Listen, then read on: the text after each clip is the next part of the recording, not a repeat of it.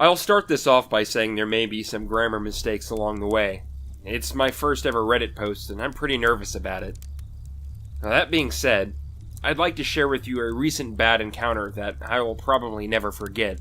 I am 19 years old, and I work at a slightly isolated gas station in New Jersey. See, I've never really had any issues with me doing the night shifts because it usually frees up most of my day and I can get things done, especially since I've been doing MMA for a bigger part of my life, and I wouldn't be able to cope with not having enough time to go to the gym very often. So, naturally, as soon as the opportunity arose, I took it and told my boss I was up for the task, usually since most employees try to avoid nighttime shifts. From night one, I loved it. There are far less customers and headaches, so I can browse Reddit and use the internet on my laptop during half the time there without anyone really making any fuss about it, and I can deal with the occasional drunkies that happen to stumble across. Plus, I enjoy the attention and the compliments they drop when they try and flirt with you. So, it was really a win-win situation for me. That is, until a few nights ago. I was on my way to work when I noticed a strange, tall man was sitting on the pavement across the street, staring at me without looking away. I shook it off, just thinking it's just another homeless person or drunkie, so I didn't really give it a second thought. During the usual routine when we change shifts, I began putting new products on the shelf and making sure the soft drinks are in order when I heard the front door open. Thinking it's the first customer of the night, I rushed quickly to the counter, dropping my current task before stopping dead in my tracks.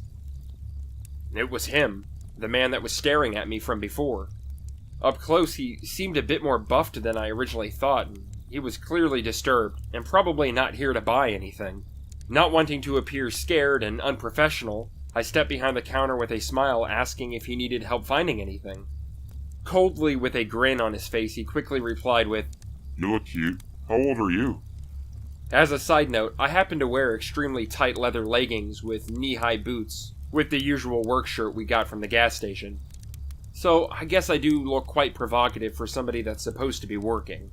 Scared, I said nothing as he continued to stare at me, but this time his eyes darted all over me. Trying to keep my composure, I looked at him with another smile and told the man that if he isn't buying anything, that I would have to get back to work, and left the counter. Walking slowly towards the back of the gas station, where another second entrance could be found. This was my mistake. As soon as I turned around and started walking, I felt a huge hand on my neck, turning me around, slamming me against the wall, up close and personal. I could definitely tell he was slightly drunk from his breath, and when I noticed the white stains around his crotch, I knew this meant trouble. "I asked you something, girl. Answer me." I was frozen and I couldn't do anything. He continued to press against me, as one of his hands was rubbing my leg, while his other hand forced my hand onto his private area. I tried screaming, but I couldn't move an inch of my body nor control my fear.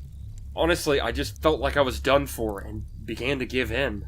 Then, to my luck, the door opened again, and another older gentleman entered the gas station. The man that was having his way with me quickly let go of me and ran towards the back entrance, as I quickly rushed toward the opposite side asking for help. Luckily, the older gentleman quickly got the grasp of the situation and called 911, while I was trying to see if he could catch a glimpse of the man, but with no luck. He sat there with me until the cops and my boss arrived, and when I was done with that, he even offered to drive me home. I just couldn't thank him enough, because if it wasn't for him, I really don't know what could have happened to me, or what would have happened to me. The police haven't notified me about the man, so I presume he hasn't been caught yet. And as another side note, I had to leave a few minor graphic details out to keep this work safe. So, yeah, crazy rapist from my town, let's not meet ever